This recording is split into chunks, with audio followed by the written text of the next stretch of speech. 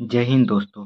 Welcome to my YouTube channel IG के free class. आज की वीडियो में हम BHIE 142 या EHI 06, ठीक है, तो इन दोनों में से कोई भी कोड है तो आपको जो प्रश्न बता रहे हैं ये आपको इम्पोर्टेंट हो जाएगा। देखिए, मेन है BHIE 142, जिसमें हम आधुनिक पूर्वी एशिया का इतिहास पढ़ते हैं, उसमें भी जापान का इतिहास पढ़ते हैं। जापान का इतिहास टाइम पीरियड है 1868 से 1945 तक का। इसी में से जापान का जब इतिहास पढ़ते हैं तो इसमें EHI 06 भी इम्पोर्टेंट आपको हो जाएगा इस कोड के लिए। तो आप लोग का किसी का भी EHI 06 है तो आप यह वीडियो देख सकते हैं, इम्पोर्टेंट हो जाएगा। तो आइए हम जिन क्वेश्चनों का चर्चा करेंगे उस पर पहले देख लेते हैं। इस वीडियो में हम दो क्वेश्चनों पर चर्चा करेंगे जो कि आपको 500 शब्दों में लिखने के लिए आ जाएगा, और प्रत्येक प्रश्न जो है आपके 20 नंबर का पूछा जाएगा। देखिए, पहला क्वेश्चन है, जापान में ताकुगावा शासन पर एक टिप्पणी लिखिए। दूसरा प्रश्न है, किस प्रकार से मेजी पुनर्स्थापना ने आधुनिक जापान का निर्माण किया। तो इन दोनों प्रश्नों का चर्चा इस वीडियो में करेंगे। देखिए, मेरा वीडियो बनाने का उद्देश्य एक ही है कि आप लोग ज़्यादा से ज़्यादा क्वेश्चनों का रिवीजन आप लोग का हो।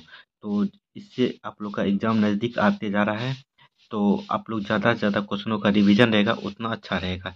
हो सकता है इन्हीं दोनों प्रश्नों में से कोई एक प्रश्न आपके एग्ज़ाम में देखने मिल जाए, तो आप यह वीडियो देखे होंगे तो आप इसे बना के ज़रूर आइएगा। तो आइए चर्चा करते हैं। देखिए, वीडियो स्टार्ट करने से पहले एक छोटा सा रिक्वेस्ट है कि जो भी न्यू स्टूडेंट इस चैनल के साथ पहली बार जुड़े हैं, चैनल को जरूर सब्सक्राइब कर ले, वीडियो को लाइक कर दे। BHIE 142 और भी ढेर सारा क्वेश्चन हम आपको बताए हुए हैं। यदि आप देखना चाहते हैं तो डिस्क्रिप्शन में प्ले लिस्ट का लिंक दिया हुआ है, वहाँ से देख के अपना तैयारी अच्छा कर सकते हैं। देखिए, आज की वीडियो में हम जापान में जो है ताकुगावा शासन पर एक टिप्पणी लिखने के लिए कहा जा रहा है, जो कि 20 नंबर का होगा और 500 शब्दों में से लिखने के लिए कहा जा सकता है। तो आइए इसको विस्तार से जानने का प्रयास करते हैं। देखिए, जापान में ताकुगावा शासन एक विस्तृत अध्ययन जो हम करेंगे। देखिए, सबसे पहले परिचय देख लेते हैं। देखिए, ताकुगावा शासन जो है 1603 से 1868 के बीच में जापान के इतिहास में जो है देखने मिलता है। देखिए, जापान के इतिहास का एक महत्वपूर्ण और प्रभावशाली कालखंड है। यह युग ताकुगावा इयासु के नेतृत्व में शुरू हुआ, जिन्होंने 1603 में खुद को शोगुन घोषित किया। और ईदे ईदे का मतलब है एक जगह है वर्तमान टोक्यो, जो टोक्यो में जापान में एक जगह का नाम है, जो राजधानी भी है। अभी हमें जापान की राजधानी टोक्यो है।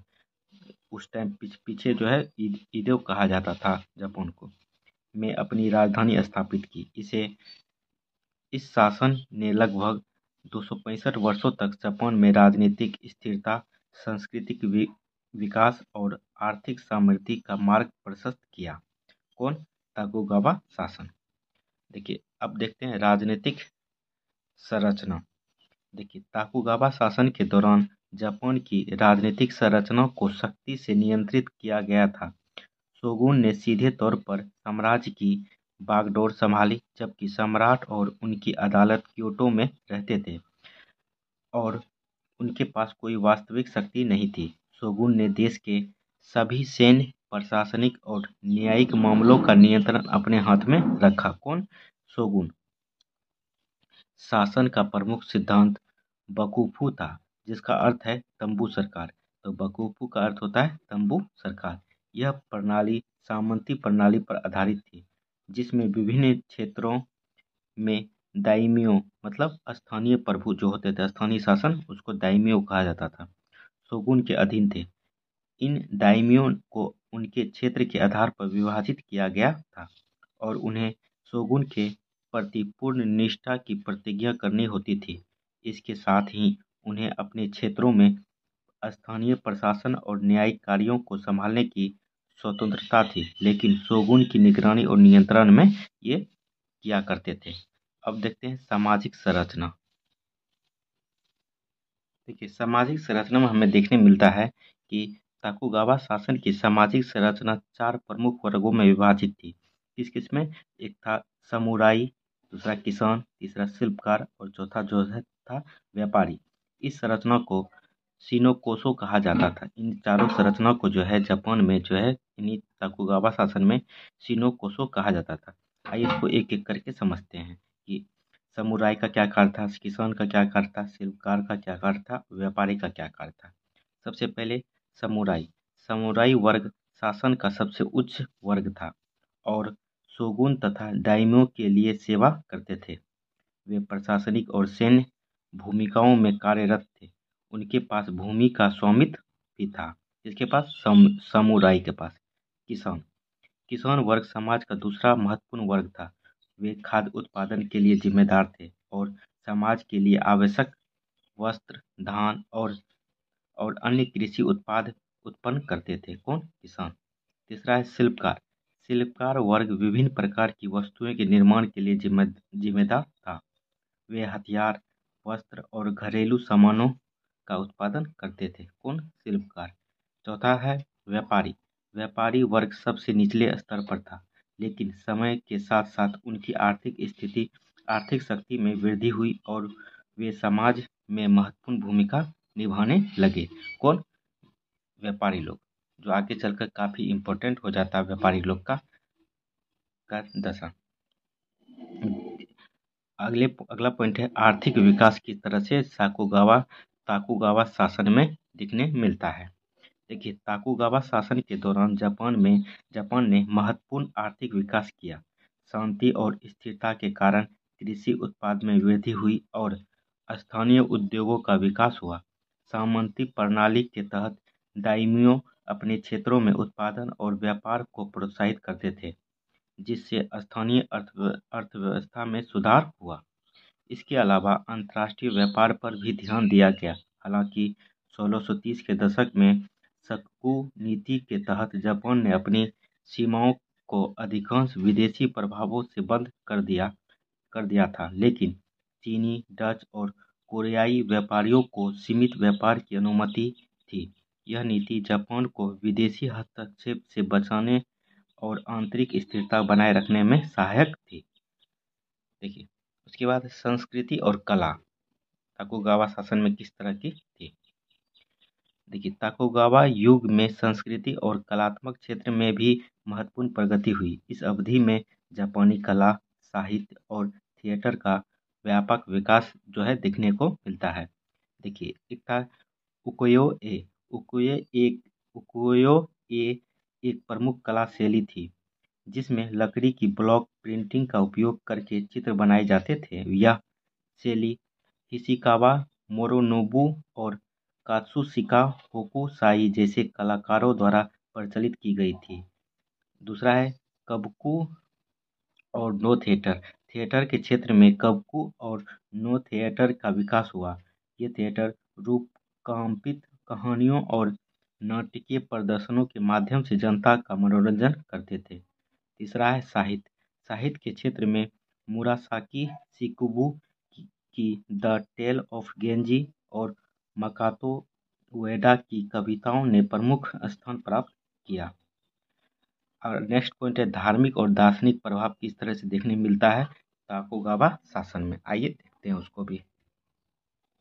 देखिए, ताकुगावा युग में धार्मिक और दार्शनिक प्रभावों का भी महत्वपूर्ण स्थान था। कन्फ्यूशसवाद और बौद्ध धर्म की विचारधाराओं ने समाज और प्रशासन को प्रभावित किया। कन्फ्यूशसवाद ने सामाजिक संरचना और नैतिकता के सिद्धांतों को मजबूत किया, जबकि बौद्ध धर्म ने आध्यात्मिकता और धार्मिकता को बढ़ावा दिया। देखिए, ताकुगावा का किस तरह से पतन और अंत हुआ उसको भी देखते हैं। देखिए, ताकुगावा शासन का पतन 19वीं सदी के मध्य में शुरू हुआ, जब पश्चिमी शक्तियों ने जापान को खोलने और अंतर्राष्ट्रीय व्यापार के लिए दबाव डाला। 1853 में अमेरिकी नौसेना के कमोडर पेरी के नेतृत्व में काला जहाज़ों का आगमन और 1854 में कांगा सम्मेलन के परिणामस्वरूप जापान को विदेशी शक्तियों के साथ व्यापार समझौते पर हस्ताक्षर करने के लिए मजबूर किया गया।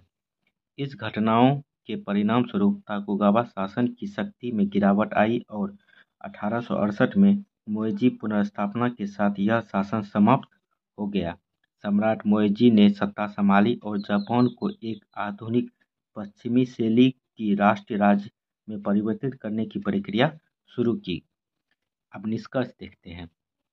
टोकुगावा शासन का कालखंड जापान के इतिहास में एक महत्वपूर्ण युग है। इसने जापान में राजनीतिक स्थिरता, आर्थिक समृद्धि और सांस्कृतिक विकास का मार्ग प्रशस्त किया। हालांकि अंततः यह शासन पश्चिमी शक्तियों के दबाव और आंतरिक असंतोष के कारण समाप्त हो गया। फिर भी इस युग की विरासत आज भी जो है जापानी समाज में देखने मिलता है, संस्कृति में देखने मिलता है और राजनीतिक में देखी जा सकती है। तो पहला क्वेश्चन देख लिए टोकुगावा शासन पे जो टिप्पणी लिखने के लिए कहा जा रहा है। आइए अब दूसरा क्वेश्चन देखते हैं। दूसरा क्वेश्चन आपको है कि किस प्रकार से मेजी पुनर्स्थापना ने आधुनिक जापान का निर्माण किया। देखिए, मेजी पुनर्स्थापना आधुनिक जापान का निर्माण जो है किस तरह से हुआ है। मेजी समाज का स्थापना जापान में। देखिए, सबसे पहले परिचय देखते हैं। जब भी आप इस तरह का क्वेश्चन आता है तो परिचय लिखिए, उसके बिंदु को लिखिए, उसके बिंदु के बारे में लिखिए। इससे होता है कि जो एग्जामिनर आपका कॉपी चेक करता है तो वो आपको यह पॉइंट देख के अच्छा नंबर देने का प्रयास करता है। ठीक है, तो सबसे पहले परिचय देखते हैं।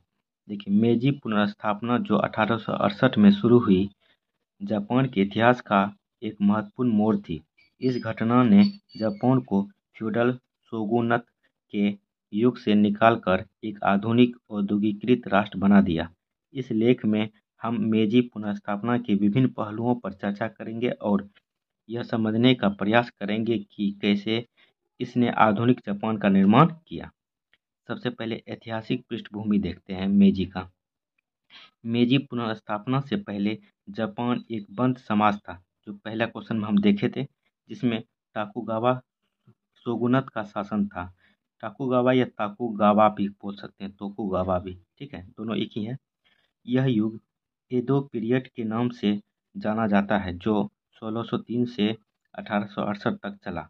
इस दौरान जापान ने स्वयं को बाहरी दुनिया से लगभग पूरी तरह से अलग रखा था। व्यापार और संपर्क पर सख्त प्रतिबंध थे और समाज फ्यूडल सिस्टम पर आधारित था, जिसमें समुराई, किसान, कारीगर और व्यापारी, कारीगर मतलब शिल्पकार, जो हम चारों को समझाए हुए हैं, शामिल थे। अब जानते हैं मेजी पुनर्स्थापना का प्रारंभ किस तरह से हुआ, उसको देखते हैं। देखिए, 1868 में टोकुगावा शोगुनत को समाप्त कर दिया गया और सम्राट मेजी को सत्ता सौंपी गई।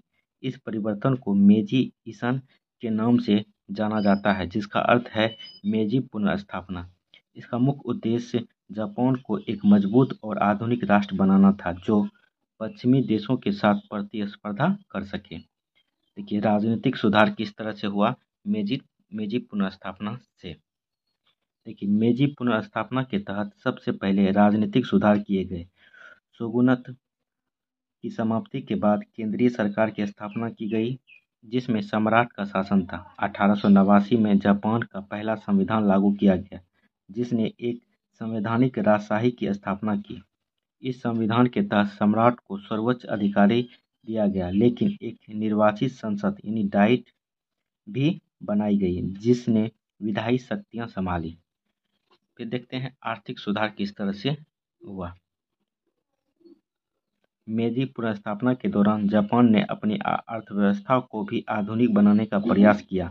कृषि में सुधार के साथ साथ औद्योगिकरण पर भी जोर दिया गया।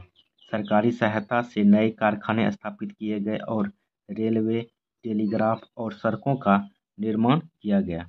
विदेशी तकनीकों और विशेषज्ञों को बुलाकर जापान ने तेजी से औद्योगिकरण किया। अब जानते हैं सामाजिक सुधार किस तरह से मेजी पुनर्स्थापना में भूमिका थी। देखिए, मेजी पुनर्स्थापना के तहत सामाजिक सुधार भी किए गए। फ्यूडल सिस्टम को समाप्त कर दिया गया और सामाजिक वर्गों में समानता लाई गई। शिक्षा प्रणाली में भी सुधार किया गया और सार्वभौमिक शिक्षा अनिवार्य की गई, मतलब सभी के लिए शिक्षा जो है अनिवार्य कर दी गई।